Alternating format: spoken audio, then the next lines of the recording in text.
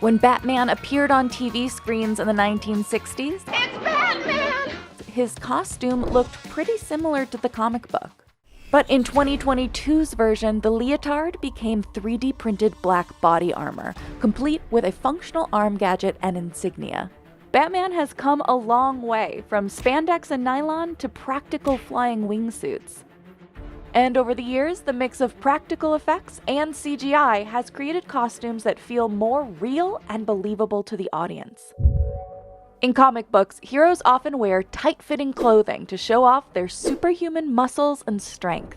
But when superheroes began showing up on the big screen in the 1940s, those were tough shoes or suits for the actors to fill in real life. Those body types weren't realistic, and neither were the materials. At the time, the most common fabrics for costumes were wool, felt, and nylon. Nothing skin-tight like the comic books required.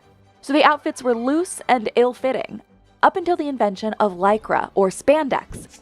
1978's Superman showcased what would become one of the most popular superhero outfits, designed by Oscar-winning costume designer Yvonne Blake. Excuse me, that's a bad outfit! She kept the trademark red underwear from the comic books. Underneath, Christopher Reeve wore plastic protection, something normally worn by boxers. But spandex can actually flatten out muscles, removing definition, so Reeve had to pack on over 30 pounds of muscle to appear stronger in the costume. That all changed in the 80s when robots took over our screens. C-3PO's design in Star Wars, combined with the physique of Marvel Comics superheroes, soon paved the way for this armored superhero costume. RoboCop's 1987 armored suit weighed 80 pounds. To make something so bulky actually wearable, the designers started with a flexible undersuit and covered it with a harness, to which they attached a fiberglass exoskeleton. The interior and the black sections were a mix of high-impact plastics and foam rubber, which made the suit so hot actor Peter Weller sweated out 3 pounds a day. The designers eventually installed an AC unit inside the outfit. This was also one of the first times that hero suits were somewhat functional. The team had to build 7 different versions to show damage from different fight scenes, including one made of special fireproof fiberglass worn by a stuntman. Similar hard exteriors were also used to bulk up comic superheroes. Tim Burton upgraded Batman to armor in 1989, swapping the spandex and trunks with sculpted rubber muscles. It was a brilliant suit. I remember seeing that suit on location. It was a new idea and a new technique. The new idea? Using black foam rubber latex to make Batman's signature protective cowl. Formed as one piece for a seamless look, the cowl was connected to the cape, upper bust, and neck. This meant that actor Michael Keaton couldn't actually turn his neck in the costume. Instead, to turn his head, he had to swivel his entire upper body. The complete outfit weighed just under 90 pounds, with the cape alone weighing 40 pounds. And the extra weight, in addition to the stiff cowl, made fight scenes stiff and awkward. One superhero who needed his full range of movement, Spider-Man. His live-action debut in 1977's Amazing Spider-Man series was a basic head-to-toe spandex suit. But 2002's Spider-Man would start a new tradition of combining both practical and digital versions of the costume. Designers spent 4 months testing different versions of the costume to get the right fit and shape for Tobey Maguire, with the heightened illusion of muscles through rubber web lining and shading. At the time, VFX designers struggled to animate faces, but since Spider-Man wore a mask, he was a perfect candidate for incorporating a CG costume. For scenes that were just too dangerous for stunt actors to shoot in costume, they would be recreated digitally. This final scene was completely CG, but it was the most time-consuming shot, taking 18 months to create. CG shots still had room for improvement and were not yet as convincing as the real thing. So when director Christopher Nolan took on Batman Begins, he opted to shoot things in camera as much as possible and only use CGI to enhance scenes. Batman Begins found ways to update Tim Burton's Batsuit with greater detail practically. The Dark Knight trilogy leaned toward designing an indestructible suit of armor. Designers drew inspiration from military technology and materials to make it appear fireproof and bulletproof. The team also redesigned the armor in the sequel, molding out more than 100 smaller plates in clay before casting them in urethane. These plates were then placed onto a mesh underlayer, which created even more flexibility. The neck was also now adjusted for greater movement.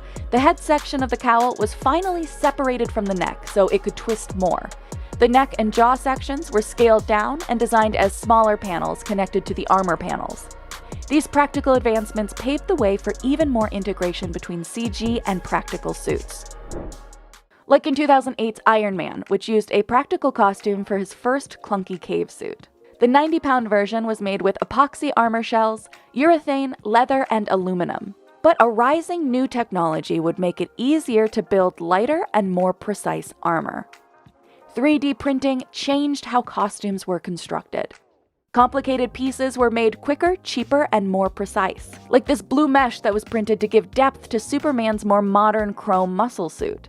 The Star-Lord helmet in Guardians of the Galaxy could be accurately fitted with a 3D scan, as well as include features inside such as hidden fans for better ventilation and red lenses that light up without affecting vision. Instead of spending hours molding a suit, designers could quickly scan an actor and create a suit with perfect measurements. 2017's Wonder Woman wanted to stay true to her modern-day costume, which premiered a year prior in Batman v Superman. Dozens of materials were tested to make the armor lighter and more flexible before adding a special metal plating finish. Special effects team FBFX also developed a new technique that allowed actual metal plating to be used without affecting the suit's flexibility. But it wasn't just practical costumes getting an update at this time. CG costumes were looking much more realistic thanks to motion capture technology. Perfecting this led to the incredible realism of the digital time suits in Avengers Endgame. This scene was actually filmed right after the prequel, so the final suits weren't even designed yet. But the technology really shined for characters like Iron Man and Spider-Man. Robert Downey Jr. and Tom Holland wore these suits on set to track their movements, and FX artists later replaced them with digital versions. For 2021's No Way Home, Tom wore what's known as a fractal suit, an upgrade that fine-tuned and tracked the movement even more than regular mocap tracking suits. With all of these advancements, costume designers could now combine CGI, 3D printing, and practical methods to bring an even more realistic Batman to the screen in 2022. Robert's Batsuit kept the armored look from Dark Knight, and it was made of 3D printed pieces of armor. The head and the neck of the cowl were separate. To create the seamless effect, the neck piece was made up of vertebra-like pieces that eventually tucked under the chest armor and the top of the cape.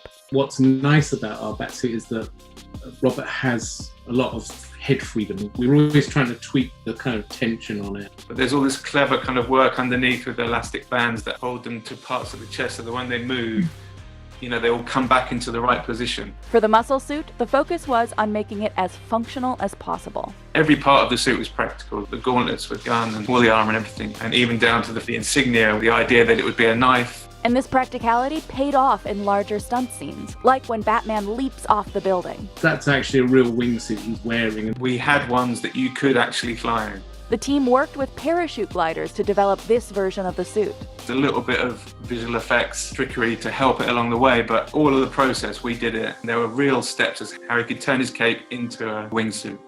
Over the decades, each of these advancements has led to more and more believable superhero costumes and changed how they were brought to the screen, making them not just captivating to comic book fans, but to global mainstream audiences.